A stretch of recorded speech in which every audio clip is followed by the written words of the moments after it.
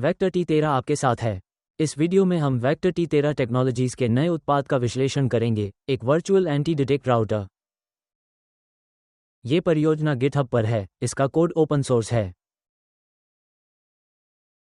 ये परियोजना वर्तमान प्रॉक्सी विधियों के विकल्प के रूप में बनाई गई है, जो नेटवर्क ट्रैफिक बनाने के लिए अधिक शक्तिशाली और अधिक सही है। भला क्यों चाहिए प्रॉक्सिफिकेटर? बस आईपी पता बदलना है। हम ऐसा सोचते हैं और हमेशा से सोचते रहे हैं, पर असल में आप वेब संसाधन से कैसे बात करते हैं, कितनी बार अनुरोध भेजते हैं, उन अनुरोधों की संरचना कैसी है, ये सब वेब संसाधन को आपके बारे में एक बॉट के रूप में राय बनाने दे सकता है।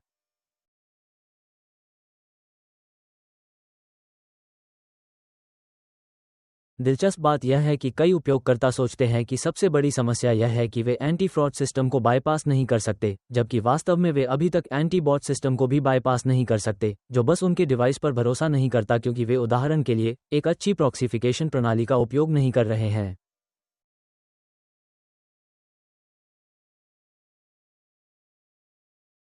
तो अब बात से काम पर आते हैं। ये प्रोजेक्ट किस चीज़ से बना है और इसे कैसे सेट करें? ये प्रोजेक्ट बस एक स्क्रिप्ट है। आप इसकी सामग्री गिटहब पर देख सकते हैं। आप इस स्क्रिप्ट को बेहतर बना सकते हैं। हर जगह उचित टिप्पणियां हैं। क्या स्थापित है, क्या फायरवॉल नियम है, क्या रूटिंग नियम है, आदि। उपयोगकर्ता के प्रति पूर्ण पारदर्शिता। यह पहला घटक है जिसकी आपको आवश्यकता है। दूसरा घटक जो आपको चाहिए वह है ऑपरेटिंग सिस्टम, जिसे यहां इंस्टॉल किया जाएगा। हम OpenWRT की आधिकारिक OS का उपयोग करेंगे।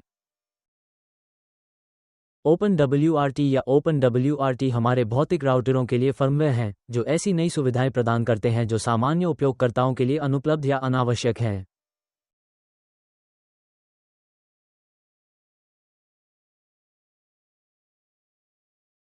जैसे कि VPN, विभिन्न प्रॉक्सी स्थापित करना, ब्लॉकों को बाईपास करने के लिए ट्रैफिक राउटिंग के सूक्ष्म नियम, आदि।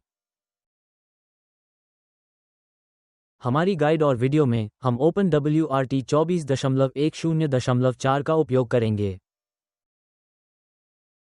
वैसे मैं रीडमी फाइल पर ध्यान देने की सलाह देता हूं। मैंने यहां यथासंभव सब कुछ वर्णित करने की कोशिश की है जो आपको चाहिए। विशेष रूप से सभी आवश्यक अपेक्षाएं आप उन्हें यहां पा सकते हैं।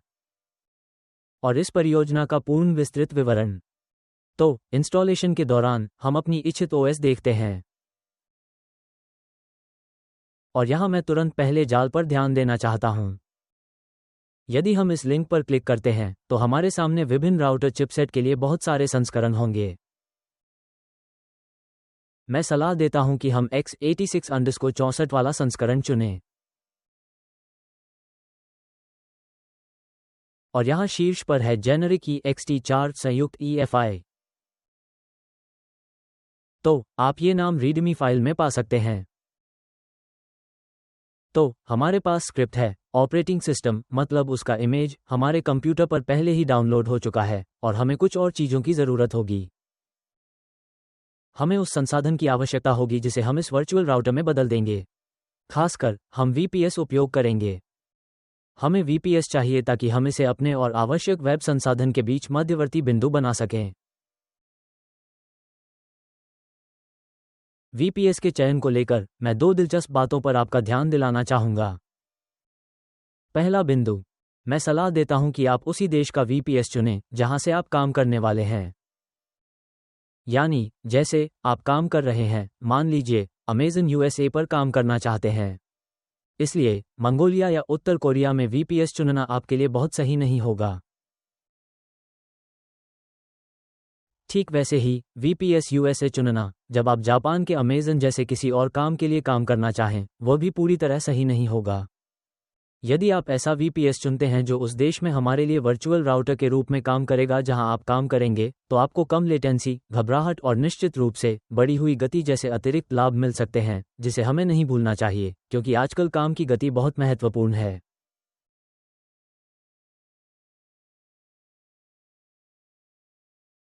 यह निर्धारित करने के लिए कि एंटी-बॉट सिस्टम के सामने कौन है, बॉट या असली यूजर। अपने उदाहरण में मैं डिजिटलोशन नामक रिसोर्स का उपयोग करूंगा। यह एक प्रसिद्ध संसाधन है, पर हमारे दृष्टिकोण से इसमें एक बड़ी कमी है। नुकसान ये है कि आप इस रिसोर्स पर IPv6 प्रोटोकॉल का उपयोग नहीं कर सकते। और यहाँ मैं विस्तार से बताऊंगा। वर्चुअल राउटर प्रोजेक्ट, जो IPv6 प्रोटोकॉल स्टैक को पूरी तरह सपोर्ट करता है। यानी आप IPv6, DNS, WebRTC, web transport, quick protocol सब कुछ बिना किसी परेशानी के इस्तेमाल कर सकते हैं।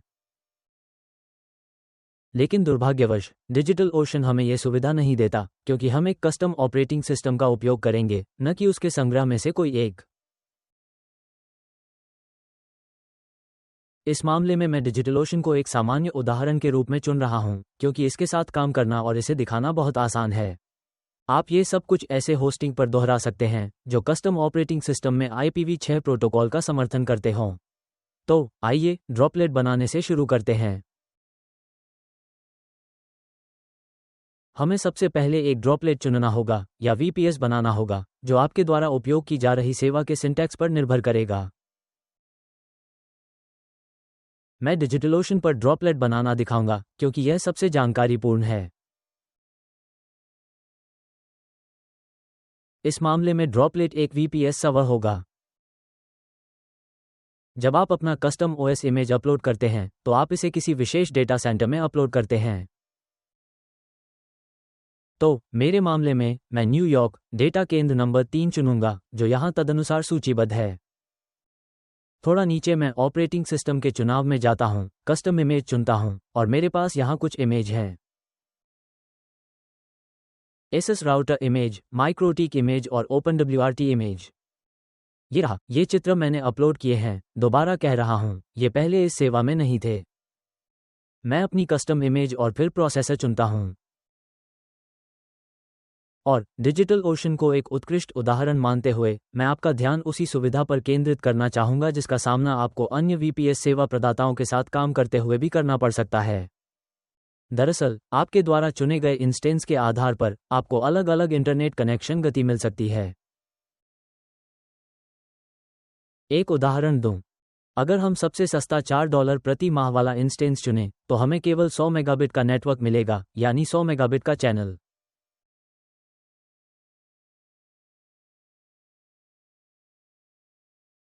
पर अगर हम प्रीमियम इंटेल चुनते हैं, जो दोगुना महंगा -$8 पर माह है, तो हमें 1 गीगाबिट चैनल मिलता है।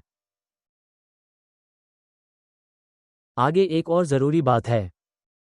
मेरे राउटर में 2 तरह के VPN कनेक्शन इस्तेमाल होंगे। एक VPN कनेक्शन क्लाइंट सर्वर, यानी हमारे VPN राउटर से। ये VPN कनेक्शन एन्क्रिप्टेड नहीं है। मैं इसे जानबूझकर बंद कर रहा हूं। बताता हूं क्यों। क्योंकि एन्क्रिप्शन के उपयोग हेतु प्रोसेसर इसमें शामिल होता है, क्योंकि उसे डेटा को डिक्रिप्ट करना होता है। इसलिए अगर हम ट्रैफिक एन्क्रिप्शन का उपयोग करते हैं, तो हमारे CPU पर अधिक भार पड़ेगा, जिससे हमारी नेटवर्क ट्रांसमिशन गति कम हो जाएगी। तो मेरे मामले में क्लाइंट सर्वर एन्क्रिप्टेड नहीं है, यानी हमने नेटवर्क पर 50% भार कम कर दिया है। पर एक और बात है। एक बात है कि सर्वर, हमारा VPN राउटर से प्रॉक्सी तक एक VPN कनेक्शन होगा, और इस VPN कनेक्शन का एन्क्रिप्शन हमारा राउटर नहीं, बल्कि प्राप्त करने वाली पार्टी द्वारा नियंत्रित होगा।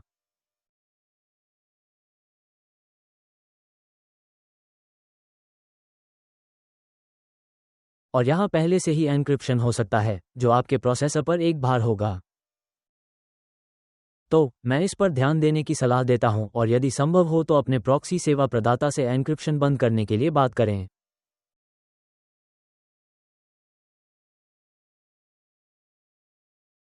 वास्तव में सुरक्षा की दृष्टि से यह बुरा है, क्योंकि आपका ट्रैफिक इंटरसेप्ट और डिक्रिप्ट किया जा सकता है।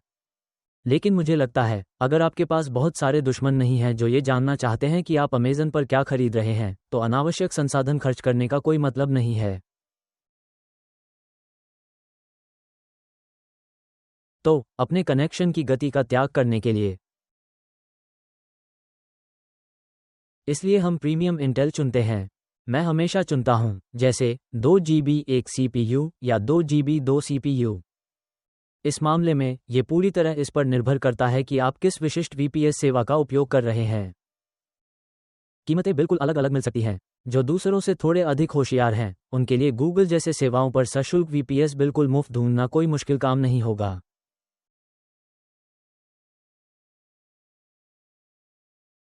अगला, कनेक्शन विधि। कनेक्ट करने का तरीका, SSH कुंजी या पासवर्ड। यदि हम पासवर्ड सेट करते हैं तो हो सकता है हमारा इंस्टेंस न बने। अर्थात डिजिटल ओशन पर, उदाहरण के लिए, पासवर्ड से नहीं बनाया जा सकता, क्योंकि वह बताएगा कि OS इमेज पासवर्ड प्रमाणीकरण को सपोर्ट नहीं करती और आपको SSH कुंजी चाहिए। यदि आप अपने VPS के इंस्टेंस यानी उसकी इमेज को SSH कुंजी से बनाते हैं तो भी आपको सफलता नहीं मिलेगी। क्यों? क्योंकि OpenWRT में SSH कुंजियों के लिए कोई अनुभाग नहीं है। यानी आप ना ऐसे जुड़ेंगे ना वैसे। इसलिए मेरे मामले में मैं SSH कुंजी का उपयोग करता हूं, पर कोई भी नकली चुनता हूं जिसका कोई महत्व नहीं और कहीं लागू नहीं होती। मैं इसे जोड़ने के लिए उपयोग भी नहीं करूंगा। इसके बाद इस इंस्टेंस को कोई नाम दें और बनाएं बटन दबाएं। कुछ मिनटों में हमारा तैयार ड्रॉपलेट बन जाएगा।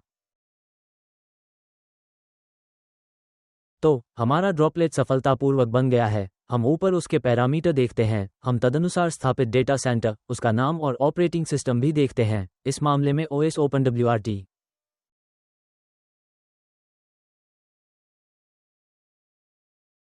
अब हमें क्या करना है? अगर हम इस IP से SSH करने का प्रयास करते हैं तो कुछ नहीं होगा, क्योंकि इस ड्रॉपलेट में अभी इंटरनेट नहीं है। हमें इसे कैसे शुरू करना चाहिए? इसके लिए हमारे पास है हमारी शानदार गाइड। आइए गाइड के अनुसार इसका उपयोग करें। यदि हम स्थापना पर आपका ध्यान दें तो हम देखते हैं कि हमें रिकवरी कंसोल से कनेक्ट करना होगा। चलिए यही करते हैं। एक्सेस चुनें, रिकवरी कंसोल लॉन्च करें। और आगे हम आपसे बेहद नीरस काम करवाएंगे। हम गाइड में दिखी कमांड्स को बस बंदरों की तरह डालेंगे। एंटर दबाएं। ये रिकवरी कंसोल है, हर सेवा में होता है, जरूरत पड़ने पर। मैंने ऐसी कोई नहीं देखी जिसमें वह ना हो। तो हम क्या करें? हमें सबसे पहले इस पंक्ति को कॉपी करना है।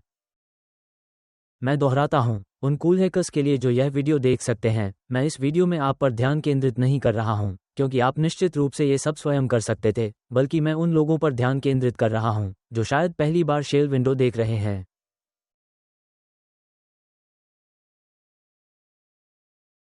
तो हमने अपनी पहली लाइन डाली, हमने अपनी दूसरी लाइन डाली।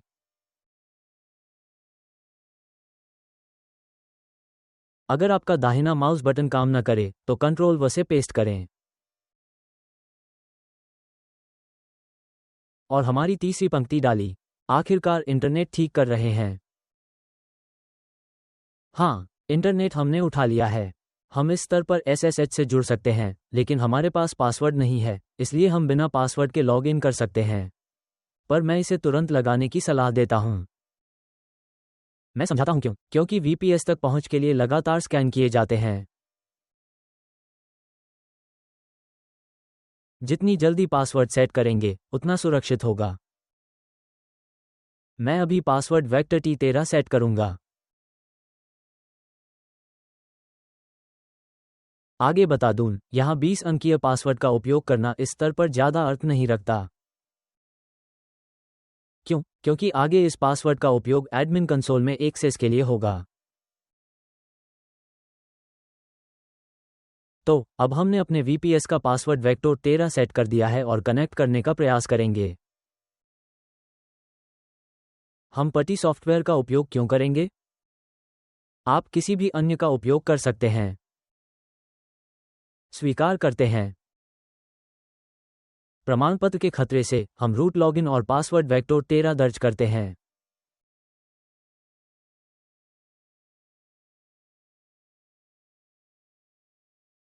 हम अंदर हैं, हमने अपने VPS तक पहुंच प्राप्त कर ली है।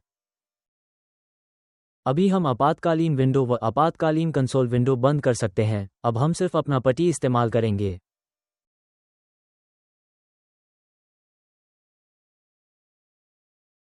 हमने आपसे पासवर्ड सेट किया, SSH से जुड़े, और अब हमें कुछ यूटिलिटीज मैन्युअल रूप से इंस्टॉल करनी होंगी। पहला काम जो हम करते हैं, OpenKG अपडेट। हम अपने रिपॉजिटरी अपडेट कर रहे हैं। चूंकि OpenWRT भी लिनक्स है, सिद्धांत एक ही है, चाहे apt-get हो या OPKG, केवल वाक्य विन्यास अलग है। अगला OPKG इंस्टॉल कर्ल।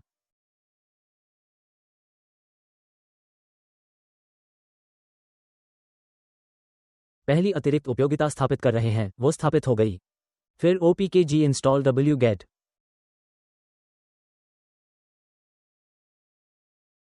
और दूसरा यूटिलिटी इंस्टॉल कर लिया, जबकि वह हमारे पास पहले से ही इंस्टॉल था।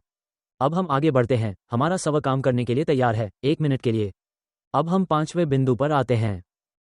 और अब हम ये बड़ी कमांड चलाएंगे, जो गिटहब से इसके रूट में दिए गए इस स्क्रिप्ट को डाउनलोड करेगी।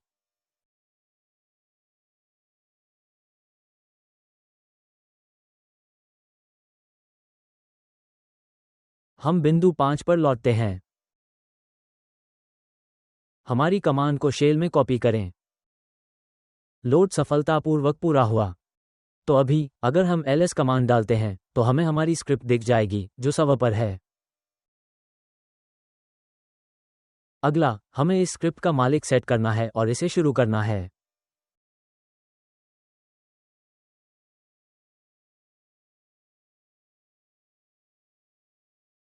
ये रोड वॉरियर स्क्रिप्ट है, यह आपके लिए सब कुछ कर देगी। एंटर दबाते हैं और हमारा राउटर बन गया। सभी आवश्यक यूटिलिटीज, सभी आवश्यक पैकेजों की स्थापना हो रही है। और अगर उपयोगकर्ता के साथ कोई बातचीत जरूरी होगी, तो स्क्रिप्ट आपको सूचित करेगी और स्क्रीन पर दिखाएगी। पूरी प्रक्रिया में करीब 2 मिनट लगते हैं। उपयोगकर्ता से पहली इंटरैक्शन का इंतजार है।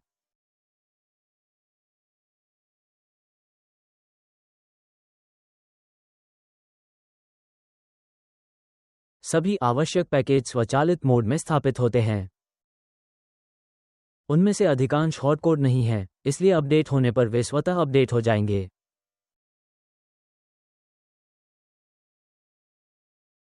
इसके अतिरिक्त, यदि आपको कुछ और चाहिए, तो आप गिटहब पर इस स्क्रिप्ट को फोक कर सकते हैं और अपनी ज़रूरत के अनुसार अतिरिक्त पैकेज जोड़ सकते हैं।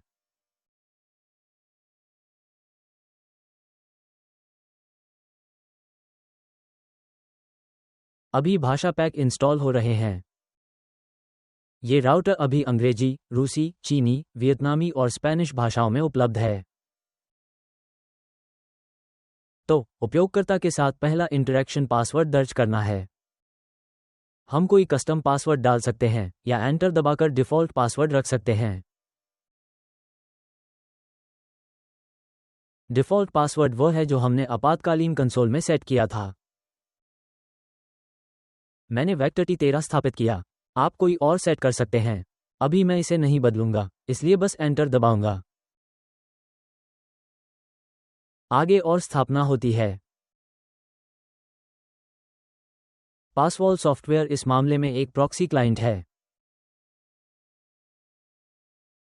काफी शक्तिशाली सॉफ्टवेयर है। मैं कहूंगा कि प्रॉक्सी के बारीक समायोजन के मामले में मैंने इस परियोजना से अधिक शक्तिशाली कुछ नहीं देखा।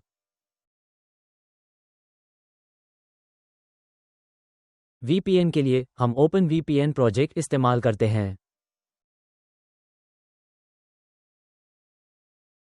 पासवॉल की स्थापना और लोडिंग की प्रतीक्षा है। इसमें कुछ समय लग सकता है।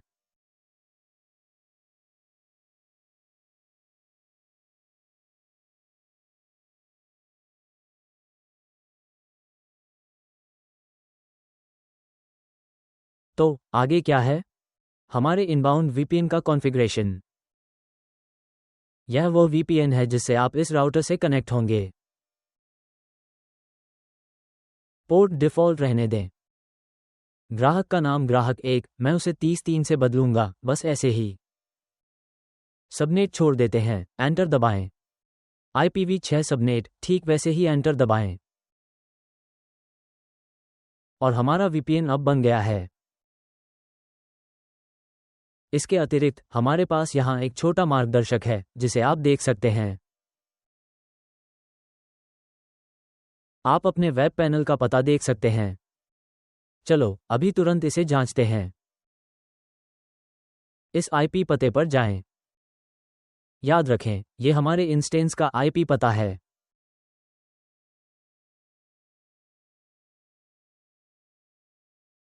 तो ये हमारे राउटर का वेब इंटरफेस है। पासवर्ड डालें। वेक्टर T13, मैंने इसे दर्ज किया था। आपका पासवर्ड भिन्न हो सकता है। और अब हम अपने राउटर के अंदर हैं। पहला लॉन्च कभी कभी थोड़ा लंबा होता है। इसके अलावा मुख्य वेब पैनल के अतिरिक्त हमारे पास VPN डाउनलोड के लिए एक बहुत ही सरल वेब पैनल भी है। ये रही वही IP पता, बस VPN प्रत्यय के साथ अंत में।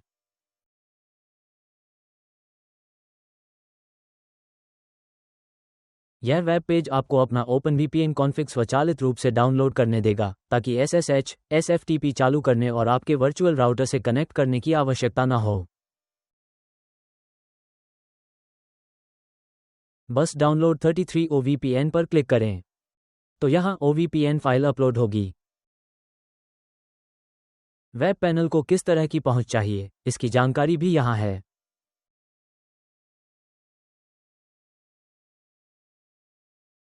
तो अब हम आगे क्या करेंगे? इस समय हमारा राउटर पूरी तरह से तैयार है। यहाँ एक अतिरिक्त स्क्रिप्ट भी है जो डिफ़ॉल्ट रूप से ट्रैफ़िक संचालन को पुनर्स्थापित कर सकती है, लेकिन अधिकतर 99.9% मामलों में आपको इसकी आवश्यकता नहीं होगी। तो अभी के लिए बस इतना ही। जिस एक बात पर ध्यान देना ज़रूरी है वह ये कि आपको प्रॉक्सी के साथ काम करते समय मेन स्विच को चालू करना होगा। पर यह मैं आपको बाद में दिखाऊंगा और बताऊंगा।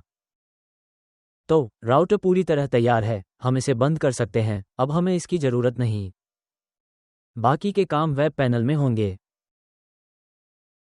तो अभी हम सबसे पहले अपना IP पता जांचेंगे। हमारा IP एड्रेस अब 249.35.153 है।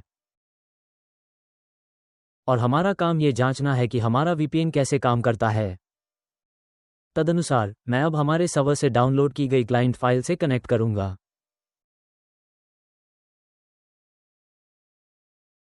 और अगर सब ठीक है तो हमारा IP पता बदलना चाहिए। मेरा IP पता हमारी VPS हमारे वर्चुअल राउटर के IP पते पर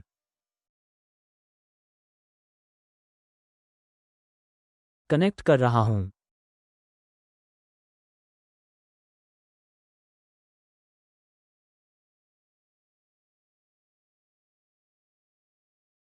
तो हमारा VPN सफलतापूर्वक कनेक्ट हो गया है। चलिए इसे आजमाते हैं। पेज को रिफ्रेश करते हैं और हम देखते हैं कि हमारा IP एड्रेस हमारे राउटर के IP एड्रेस में बदल गया है। ये हमारा पहला VPN है जिससे हम अपने राउटर से जुड़ते हैं। आप देख सकते हैं कि मैंने यहाँ भी TCP/IP फिंगरप्रिंट को Windows OS फिंगरप्रिंट जैसा ही बनाया है। भले ही मैं VPN बंद कर दूं, मेरे पास इस VPN से कम विंडोज होंगी। DNS के बारे में आगे। DNS हमारे यहाँ पारदर्शी प्रॉक्सी मोड में कार्य करता है। तो जैसा आप समझते हैं, अभी मेरे पास डिजिटल ओशन का नहीं बल्कि अपने मूल प्रदाता का DNS है।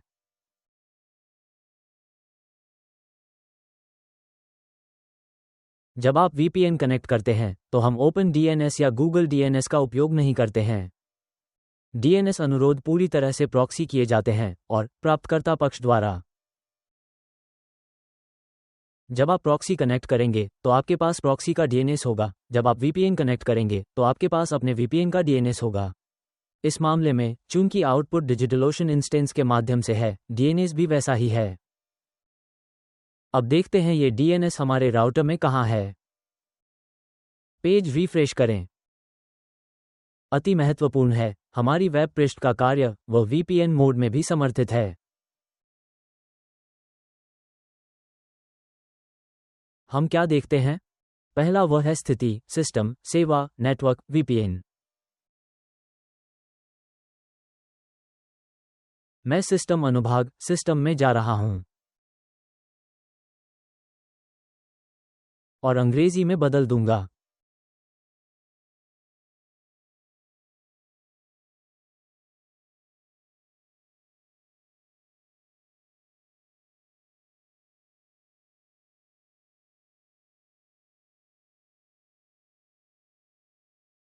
भाषा सफलतापूर्वक बदल दी गई है। आगे, आप यहां किससे सहयोग करेंगे?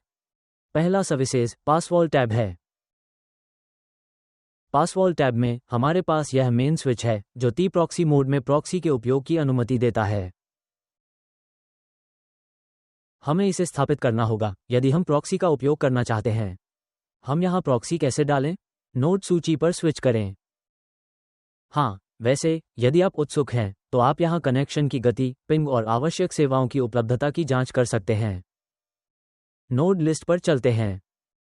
हमारे पास यहां एक डिफ़ॉल्ट टेस्ट प्रॉक्सी है, हमें उसकी ज़रूरत नहीं है। अगर हम प्रॉक्सी जोड़ना चाहते हैं तो जोड़ें बटन पर क्लिक करें और फिर हम कनेल, प्रोटोकॉल जैसे सॉक्स, पोर्ट, नाम, पासवर्ड, TLS सपोर्ट का चुनाव करते हैं। किसी को कोई दिक्कत नहीं होगी। यह एक बहुत ही सरल पर कुछ विस्तार वाली प्रॉक्सी स्थापना और संचालन पैनल है।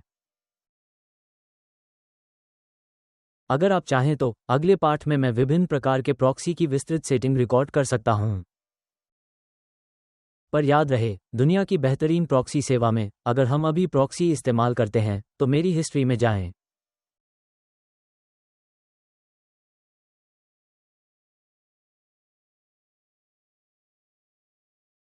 तो हम देखेंगे कि हमारे पास एक प्रॉक्सी है जो VPN और एक्स-रे इंजन दोनों से जुड़ता है। मैं इस ओर आपका ध्यान दिलाता हूं। ऐसे उत्कृष्ट गुणवत्ता वाले प्रॉक्सी बहुत कम मिलते हैं।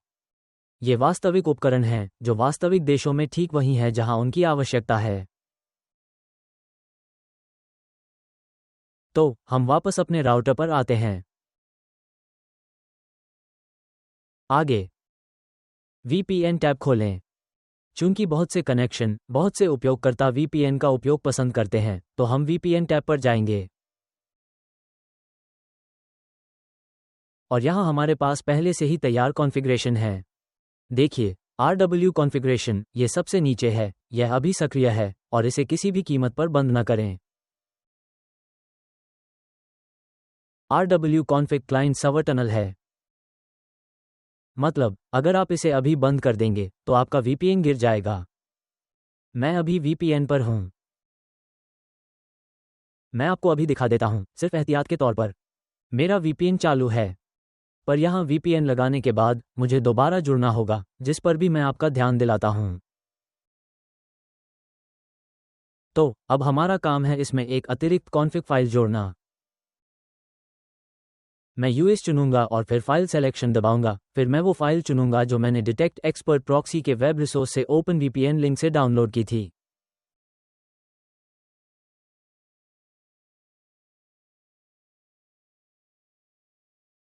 हम अपने राउटर पर वापस जाते हैं और चूज फाइल बटन दबाते हैं। तो फाइल सफलतापूर्वक चुनी गई। आगे अपलोड बटन दबाएं और हम देखते हैं कि हमारी फाइल सफलतापूर्वक अपलोड हो गई है। लेकिन अभी हमारी यह फाइल तैयार नहीं है। अगर हम स्टार्ट पर क्लिक करते हैं तो कुछ नहीं होगा क्योंकि यह VPN लॉगिन पासवर्ड प्रमाणीकरण को सपोर्ट करता है।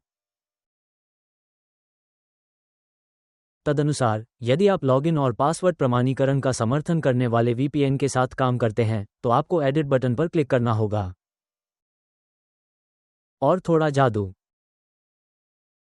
हम अपना लॉगिन लेते हैं, उसे कॉपी करते हैं और इसे VPN कॉन्फ़िग के नीचे इस फील्ड में पेस्ट करते हैं। इसी तरह पासवर्ड कॉपी करते हैं, VPN कॉन्फ़िग के नीचे के फील्ड में डालें। पर एक ज़रूरी बात और है। ऑथ यूज़र पास वाली यह लाइन देखें। ये रहा। VPN कॉन्फ़िग में ये पंक्ति बताती है कि लॉगिन पासवर्ड प्रमाणीकरण का उपयोग किया जाएगा, मगर हमें उस फाइल का पता देना है जिसमें ये प्रमाणीकरण है, और यह वो पंक्ति है जो आपके VPN फाइल के नाम के आधार पर स्वतः उत्पन्न होगी। इस लाइन को कॉपी करके पेस्ट करें जहां हमारे पास आउट यूजर पास है। सेव बटन दबाएं और इसके बाद हमारा VPN तैयार है। हम ओपन VPN टैब पर लौटते हैं। सक्षम चेकबॉक्स पर टिक करें, जिसका अर्थ है कि यह VPN राउटर के बूट होने पर डिफ़ॉल्ट रूप से काम करेगा।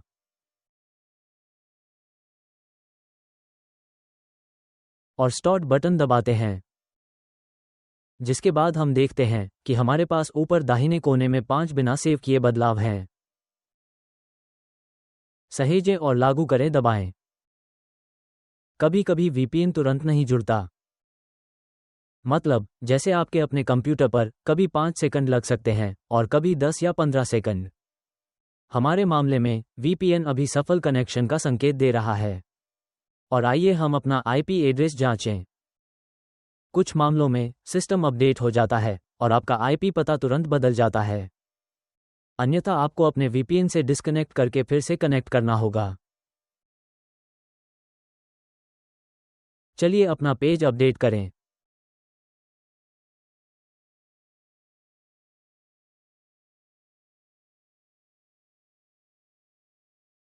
हमारा कनेक्शन सक्रिय नहीं है, तो पृष्ठ अपडेट करना रोकते हैं। VPN से डिस्कनेक्ट करते हैं। पेज रिफ्रेश कर रहे हैं, VPN से दोबारा जुड़ रहे हैं।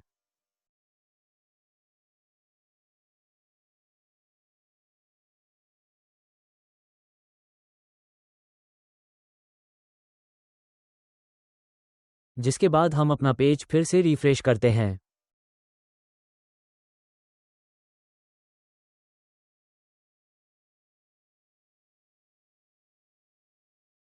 तो हमारा IP सफलतापूर्वक कनेक्ट हो गया है। ये रहा। यह वेरिज़ॉन का है। और हाँ, इस मामले में MTU 1500। इसका क्या मतलब है? भले ही हमारा IP मोबाइल नेटवर्क का है, मैंने कुछ तरकीबें अपनाई, अगर इन्हें ऐसा कह सकते हैं, जिससे हमारा कनेक्शन असली उपयोगकर्ता जैसा लगे।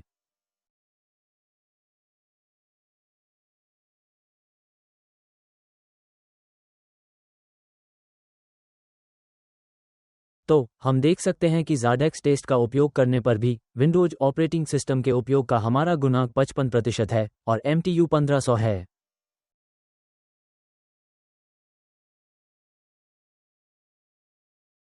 मैं कुछ महत्वपूर्ण बातों पर भी आपका ध्यान दिलाना चाहता हूं।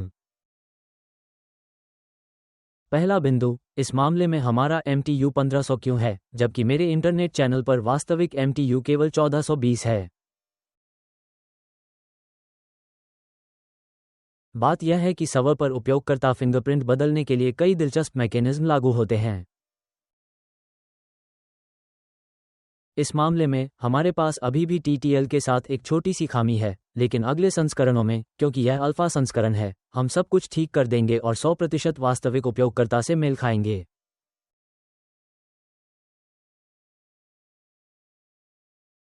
पर फिर भी ऐसे मानकों पर भी यह वो परिणाम है जो आपको शायद किसी अन्य सॉफ्टवेयर प्रॉक्सीफायर पर नहीं मिलेगा।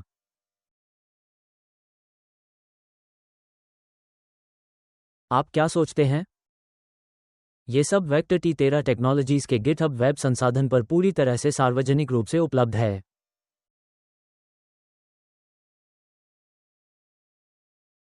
परियोजना पर नज़र रखें, अपनी प्रतिक्रियाएं, शुभकामनाएं, टिप्पणियां छोड़ें। इसके अतिरिक्त, यदि आप नेटवर्किंग में कुशल हैं और इस परियोजना को विकसित कर सकते हैं, तो हमारे समर्थन से संपर्क करें।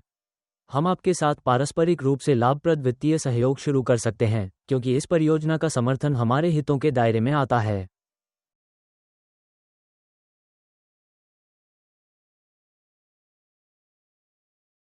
और सबसे अहम, ये सभी उपयोगकर्ताओं के लिए सुविधाजनक और दिलचस्प होगा। आपके ध्यान के लिए बहुत धन्यवाद। आपके साथ था वेक्टर T13।